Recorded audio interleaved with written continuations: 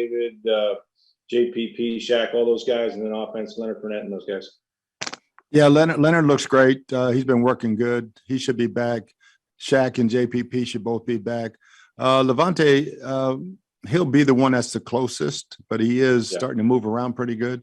So we'll wait and see. And, I'm still waiting to hear about Jamel Dean. That's the one that it's got me concerned from this ball game. But those guys that are on IR or that have been out, I expect all to be back. Maybe Levante could not. Okay. And speaking of Levante, I mean, defensively, well, let's look at the Eagles, right? They're the number one rush offense in the league. I think they've changed a little bit since when you guys played them. Probably because of the injuries, your defense has slipped a little bit in the rushing defense department. So how do you see this matchup? And clearly, it always starts with stopping the run. Yeah, definitely. And we haven't done a good job the last 2 weeks because everybody's trying to go wide on us and stay away from those big guys in the middle. And we just got to do a better job of setting edges. And, Anthony Nelson did a heck of a job, played a great ball game again, 2 weeks in a row. He got a game ball. So, but yeah, just getting those guys back to have that rotation. And, but we got to get a better job of starting the game faster. We defer and we're giving up points, and we got to get that fixed. Thanks. We'll go to Greg Allman. That run defense in general, you guys, the first 7 games of the year, you had the number 1 run defense in the NFL. And since then, you rank number 15. Is there something you'd point to? Is that an injury? Is that JPP? What do you think has changed to have the ranking drop so much? I think it's a combination of things. I think a bigger part of it is Levante also, just his calming influence as a leader out there, and just missed tackles. We missed some tackles out on the edges that we can't miss because they always end up as big gainers. We had a mental error on a 22-yard run last week where we just chased the passer instead of hitting the cutback with young players. So I think getting those things corrected, but we got to tackle better. Thanks, Bruce. We'll go to Jenna Lane. Hey, Coach, you talk about these running backs getting to the edge. I know with Shaq Barrett, JPP, we're always talking about them as pass rushers, but how much will it impact you guys from that standpoint, run-stopping standpoint, having those guys back? Yeah, they both do a good job of it. So for me, it's just having them all fresh and for the run and the pass. So to have that 4-man rotation, 5 with Cam Gill, it's just, veteran players play differently and than younger players. And sometimes they never panic. So, getting all those guys back, I think would help the run defense tremendously. And you mentioned Jamel Dean's hamstring injury. I didn't know if you had an update on Cyril Grayson's hamstring and the severity of that. It's not quite as bad as you thought, but his availability this week will be in question. Thank you. We'll go to Ira Kaufman. Bruce, the Packers are the number 1 seed in the NFC. Rodgers has thrown 20 touchdowns and 0 picks in the last 7 games. But Bruce, make the succinct case for your quarterback as the MVP of this league this season. I think if he doesn't get it, it's a travesty. I mean, most completions ever, 5,000 yards, touchdowns, the whole 9 yards. I mean, to me, it's not even a close race. And Bruce, talk about the Eagle defense a little bit. Are they a team that relies on the 4-man rush, Bruce, or are they a blitz team? Predominantly the 4-man rush, and it's a damn good one. Fletcher Cox, he's one of the best there is. Javon Hargraves, if he's in there, so. They do blitz some, but predominantly they're going to keep it all and try to keep it in front of them and let that front 4 hunt. We'll go to Sarah Walsh. Hi, Bruce. A year ago at this time, that narrative was sort of like there were so many guys on this team that have never been to the playoffs before, right? And that's completely now all out the window. So I'm just wondering, does this feel differently this year in terms of whether it's like a more business type approach? I mean, there's an entire team now with a wealth of experience that didn't have that a year ago. Yeah, it's totally different. And, they know how to raise the level. I think, and I'm anxious to see us on the practice field this week. Last year we almost practiced too hard because they were so excited. we got to, you raise your level of everything, preparation, practice, everything for the playoffs. And I can't wait to see us Wednesday. We'll go Joey Knight. Coach, you guys re-upped with Vita over the weekend. Just how much does his presence and his disruption contributed to the years that Sue and Golston and McClendon are having? They seem to be having a resurgence. Yeah, that group works so well together. I mean, but Vita, he's a little different body type than most of everybody in this league. So really, really happy for him. Glad for the organization to have that done. And but yeah, our front has been playing really, really well. The guys around them need to pick it up a little bit. And it just seems like you have a profusion of hamstrings. Is this just one of those quirky things this year? Is that something you want to examine more closely?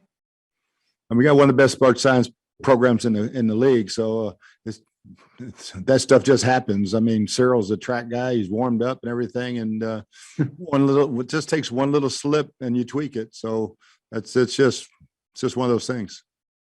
Thanks. We'll go to Evan Klosky.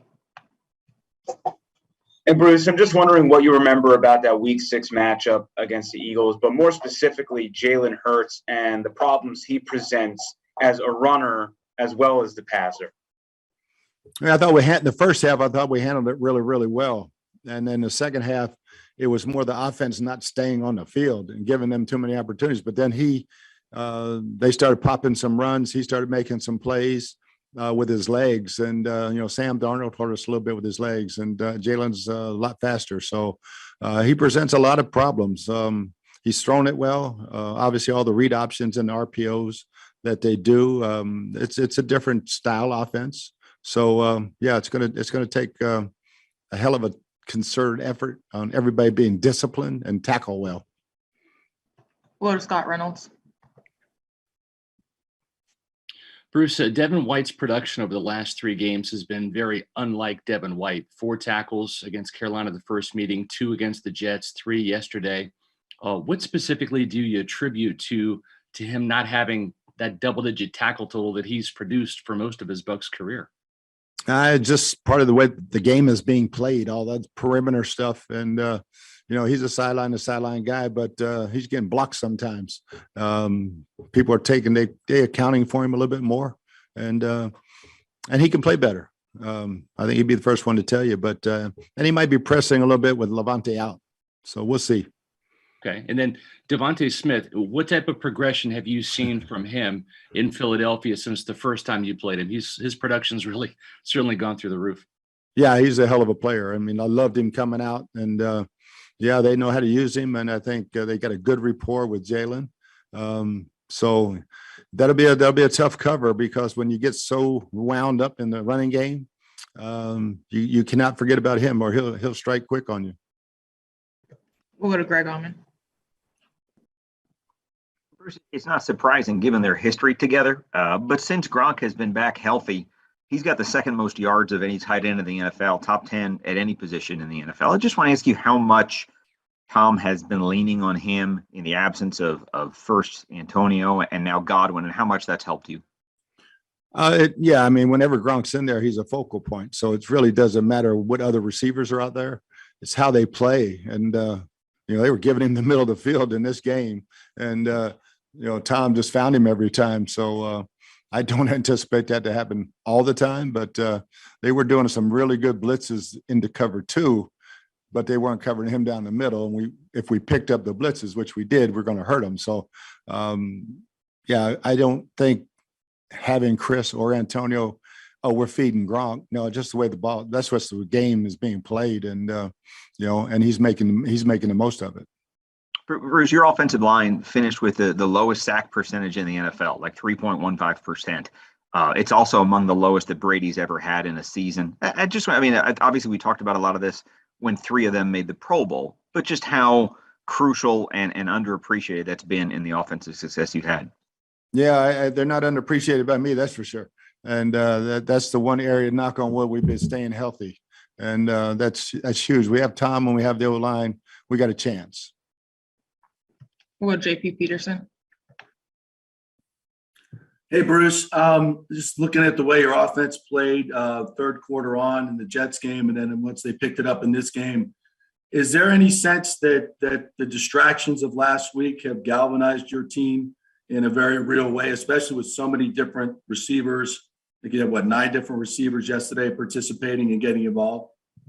Yeah, I think those things can do that, but I think our guys, they're just prepared, and once we figure the other team out, they're in trouble. When Tom figures you out, and we had a big play on the first play of the game, and we pick up a blitz, but we don't finish it, or we had a big play to start the game. So little things like that, but yeah, like I said, Jason and Spy and those guys in the front office, man, they've given us a hell of a roster. Every time the guys had an opportunity, he stepped in and stepped up. Bashard Perriman's catch to me was a game-changing play in that game to get at that touchdown. So, yeah, I mean, can it galvanize you? Yeah, but I think our guys are ready anyway. We'll go to Rick Stroud. Bruce, there'll be time for perspective on this when the season is over, but just to this point, right, you talked about how every year is different, and boy, this one has been, right, with all the injuries. In a way, it seems like all the 53 guys and then some have taken ownership, right, of this season. So is it in some ways different, but can, the most talent, you had more talent last year, but can the best team win instead of the most talent, even though you don't have CG and some of these other guys? I don't think there's any doubt, Rick. It's how you execute. When you go out there, you have no penalties and no turnovers on offense. You're giving yourself a chance. And so it's the most talented team doesn't win just because you're talented. You got to go out and play.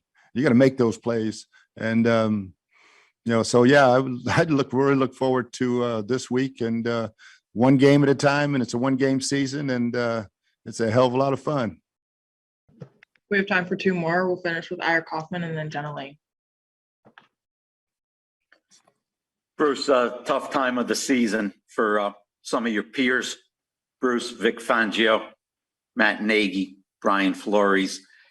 Bruce, overall, do you kind of just wish that sometimes organizations would be a little more patient at this time of the season? Yeah, you hope. I mean, if you're 500 anymore, you're getting your ass fired quick. I mean, 500 used to keep your job for a while. And so, yeah, I think you never know why guys let go, but it's hard, man. It was me way too many times, brother. I mean, Black Monday is a bad day. And, usually go home and toast everybody on this day and wish them well. And because it's hard on their families too. Last one come from Jenna Lane. Hey, Coach, I know your quarterbacks take a real big active role in game planning. With Tom, what is it like going through a playoff run with him from a planning and preparation standpoint? Nothing really different than every single week. And, Byron does a great job with the staff, and Goody with the running game. And Tom has embraced it. So he brings a couple ideas, but he doesn't come in here and put the game plan in. That's for damn sure. That's all Byron. All right. That's all we have time for. Appreciate you taking the time, Coach. Thanks, guys.